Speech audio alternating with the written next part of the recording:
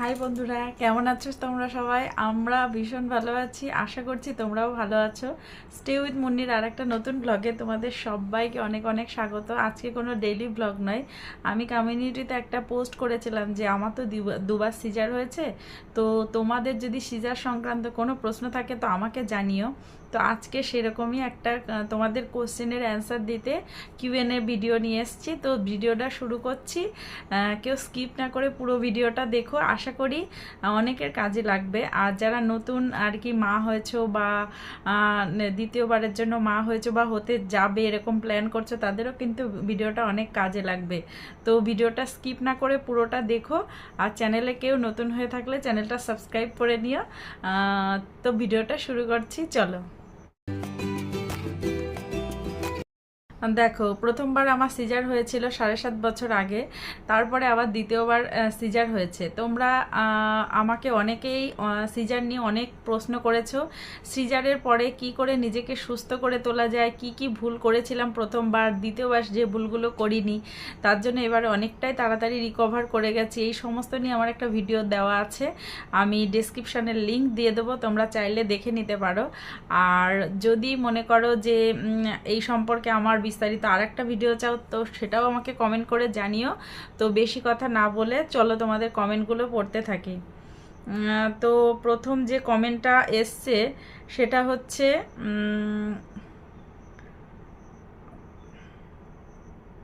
সমাপ্তি অধিকারী। সমাপ্তি অধিকারী, তুমি বলেছো, দিদিভাই প্রথম সিজারের পর দ্বিতীয় সন্তান নেবার প্ল্যান কবে থেকে করা চলে, আর কেমন ওজন নিয়ে এই প্ল্যান করব জানিও। সিজারের পর অনেক ওষুধ খেতে হয়, তাতে করে ব্রেস্ট মিল্ক সাপ্লাই ঠিকমতো হয় না, এক্ষেত্রে কিভাবে নিজেকে মেনটেন করা যায় সে নিয়ে একটু আলোচনা করবে। আর প্রথমে বলি সমাপ্তি, তুমি হচ্ছে, তোমাকে অনেক অনেক ধন্যবাদ আর আমাকে কমেন্টটা করার জন্য।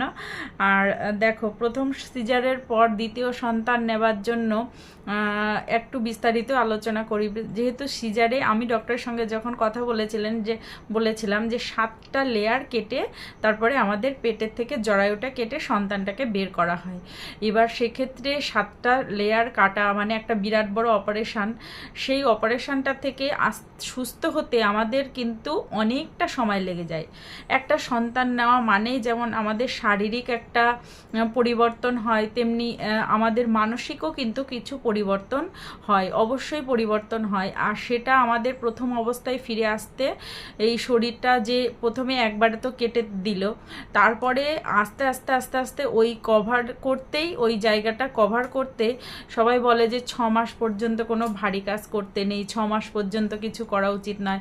কিন্তু আসলে 1 থেকে 1.5 বছর পর্যন্ত আমাদের ওই টিস্যুগুলো মানে ঠিকঠাক হতেই এই সময়টা লেগে যায়।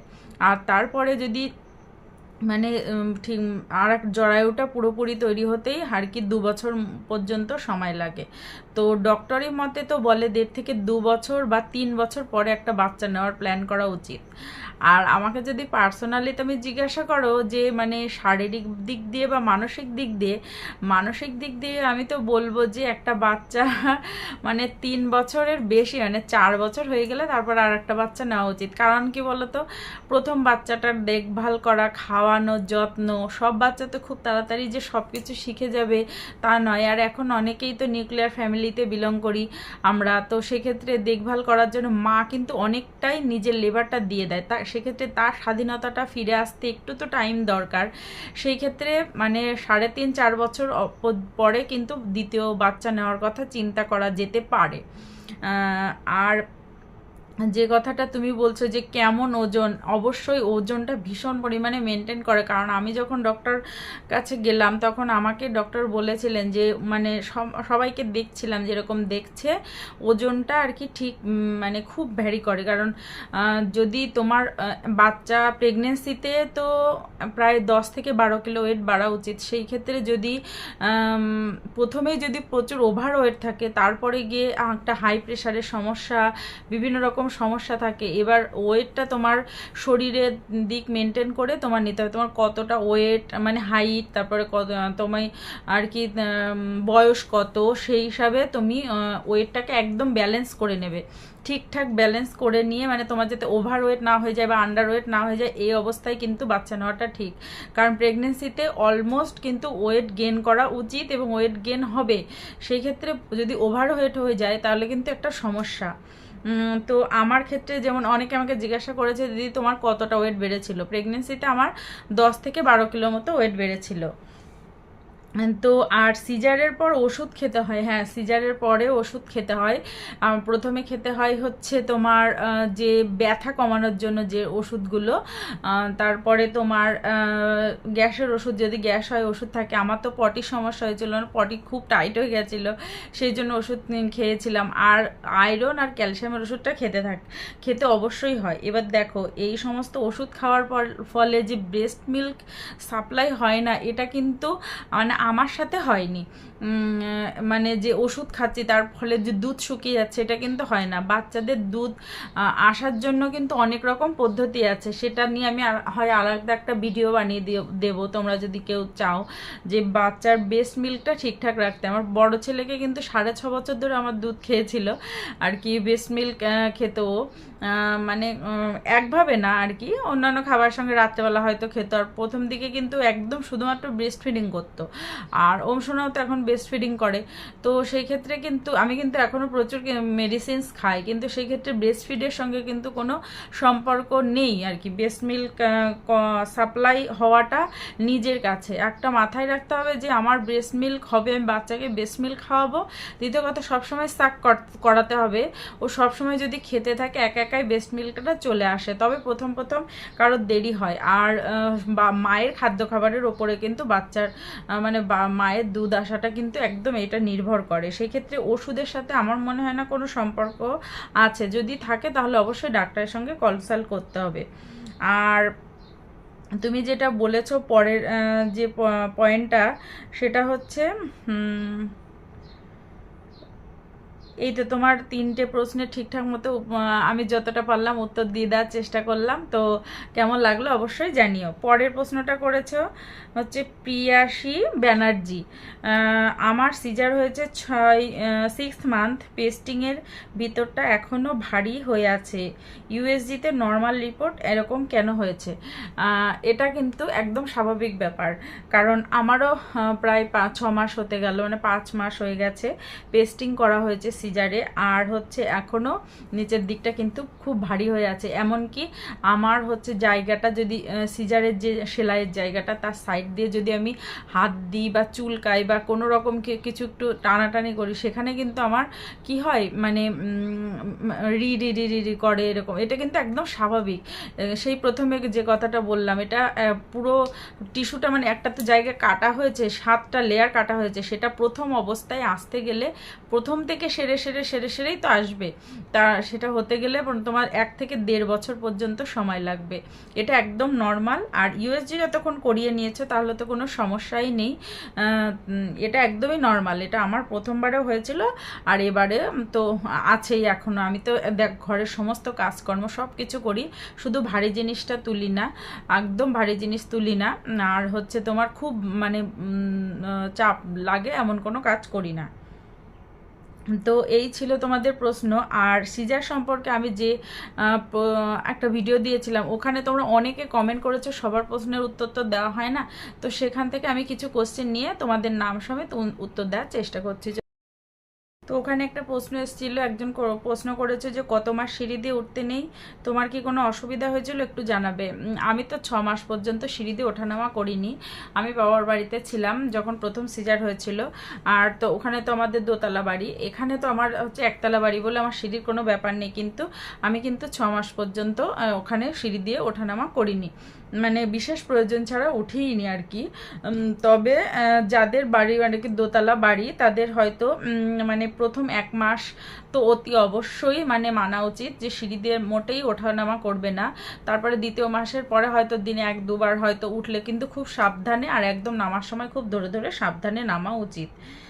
তারপরে একজন কমেন্ট করেছো, আমার প্রথম বেবি সিজার হয়ে মারা যায়, সো স্যাড, আমি কতদিন পর বেবি নিতে পারবো? এটা প্রথম প্রশ্ন যে আমি বললাম সমাপ্তিদির আর কি প্রশ্নের উত্তর দিয়েছি, সেখানেই কিন্তু তোমরা জানতে পেরে গেছো।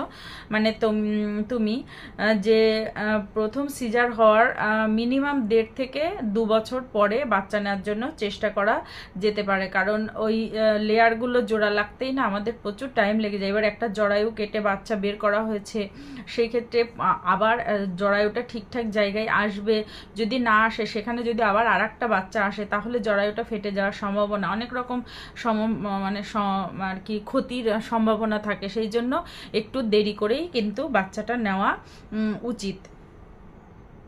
আর একজন কমেন্ট করেছো যে আমার সিজারের পেস্টিংয়ের সেই জায়গাটায় ট্যান লাগছে, হাঁটার সময় এই রকম কেন হচ্ছে বলবে? এই প্রত্যেকটা প্রশ্নেরই একই উত্তর এসে যায় প্রায়। হাঁটার সময় কিন্তু আমার এখনও টান টান লাগে। আর পেস্টিংয়ের এই জায়গাটা যেটা বললাম, ডক্টর আমাকে বলেছেন যে ওখানে একটা মানে সেলাই তো করা হয়, সুতো দিয়ে সেলাই করা হয়, ওই সুতোটা শরীরের সঙ্গেই মিশে যায়। তো এবার ওই ভেতরে যে লেয়ারগুলো আর কি এখনও তো কাঁচা আছে, ওই জন্য টান টান লাগছে, ওটা সময়ের সঙ্গে সঙ্গে ঠিক হয়ে যাবে। পেস্টিংয়ের কতদিন পর বেল্ট ইউজ করব? পরের জন প্রশ্ন করেছ। এই প্রশ্নটা কিন্তু অনেকের কাছে ভীষণ পরিমাণে একটা দামি প্রশ্ন, যে সিজারের কতদিন পরে বেল্ট ইউজ করব। এটা কিন্তু আমার কাছেও একটা চ্যালেঞ্জিং প্রশ্ন ছিল। তো আমি কিন্তু ডক্টরের কাছে প্রথম সিজার হওয়ার পরে যে চেক আপে গেছিলাম তখনই ওনার কাছ থেকে শুনেছিলাম, আর উনি বলেছিলেন যে 1 মাস হওয়ার পরে কিন্তু বেল্ট পরতে হবে। অনেকে বলে 1 সপ্তাহ পরে, 2 সপ্তাহ পরে, কিন্তু আমার ডক্টর কিন্তু পুরোপুরি আমাকে বলেছিলেন যে সিজার হওয়ার 1 মাস পর থেকেই কিন্তু বেল্ট ইউজ করতে হবে। তো একজন প্রশ্ন করেছে সিজারের কতদিন পর সেলাই মেশিন চালাতে পারবো? দেখো, আমারও কিন্তু সেলাই মেশিন আছে, আর আমি কিন্তু সিজারের 2 মাস পরেই কিন্তু সেলাই মেশিন চালিয়েছি, কোনো অসুবিধা হয়নি। এবার এটা যার যার শরীরের উপর, তোমার শরীর কতটা সুস্থ হয়েছে আর তোমার সিজারের জায়গাটা ব্যথা আছে কি না। তবে আমার মনে হয় 6 মাস পর থেকে এটা করা উচিত, আমরা একটু বেশিই বাড়াবাড়ি করে ফেলি আর কি। পরের প্রশ্ন হচ্ছে কতদিন সেলাই জায়গায় জল লাগাওনি? আমি কিন্তু আমার ডক্টর বলেছিলেন 21 দিন পর্যন্ত জল না লাগাতে, কিন্তু প্রথম সিজারের সময় বলেছিলেন 25 দিন জল না লাগাতে। সেহেতু আমি কিন্তু এবার দ্বিতীয় সিজারের বেলাতেও মানে 25 দিন আর কি জল লাগাইনি একদম। আর আমার একটা ভিডিও দেওয়াও আছে, দেখবে যে কিভাবে তাড়াতাড়ি সুস্থ হচ্ছে। আমি একদম একটা প্লাস্টিক দিয়ে ওই জায়গাটা বেঁধে নিয়ে তারপরে আবার একটা শাড়ি জড়িয়ে নিয়ে তারপরে কিন্তু স্নান করতাম। পরের প্রশ্ন হচ্ছে আমার সিজার হয়েছে 15 দিন, বাট আমি শুয়ে থাকলে কাত হলে কেমন জানি ব্যথা ব্যথা লাগে, উঠে বেরালে নিচের দিকে চাপ ভারী লাগে। হ্যাঁ, এটা তো স্বাভাবিক, একটা 15 দিন সিজার হয়েছে মানে তুমি ভাবতে পারছো একদম জায়গাটা কাঁচা। আমাদের একটা হাতের আঙুল সামান্য কেটে গেলেও তো প্রায় 15 দিন লেগে যায় সেটা শুকাতে, আর সেখানে 7টা লেয়ার সেলাই করা হয়েছে ভেতরে, তারপরে একটা বাচ্চা সেখান থেকে বের করা হয়েছে। অতি অবশ্যই কিন্তু হচ্ছে 15 দিনের মধ্যে 15 দিন সিজারে, এটা কিন্তু খুব স্বাভাবিক ব্যাপার, চিন্তার কোনো কারণ নেই। পরের প্রশ্ন এটা হচ্ছে, পরের প্রশ্নটা করেছেন পাকা কলা কতদিন পর খেতে হয় প্লিজ বলবেন? পাকা কলা, দেখো আমি কিন্তু সিজার হয়েছে, আমাকে যে টিফিন দেওয়া হয়েছিল পরদিন আর কি, সেখানে পাকা কলা ছিল, আমি তখনই খেয়েছি, বাড়ি এসেও খেয়েছি। আমি তো কোনোদিন বন্ধই দিইনি পাকা কলা খাওয়া। তবে হ্যাঁ, যদি কারোর অ্যালার্জি থাকে তারা কিন্তু খেতে নাও পারে। আর সবাই এইভাবেই লিখেছে দিদি কতদিন পরে তুমি সুস্থ হয়েছো, হেন তেন। এই প্রশ্নগুলো হচ্ছে কি ওই 6 মাস পরে তোমাদের দেখবে সিজারের জায়গাটা ঠিক অনেকটা মানে সুস্থতার দিকে চলে এসছে। যদি কেউ না আসে অবশ্যই ডক্টরের সঙ্গে কনসাল্ট করো।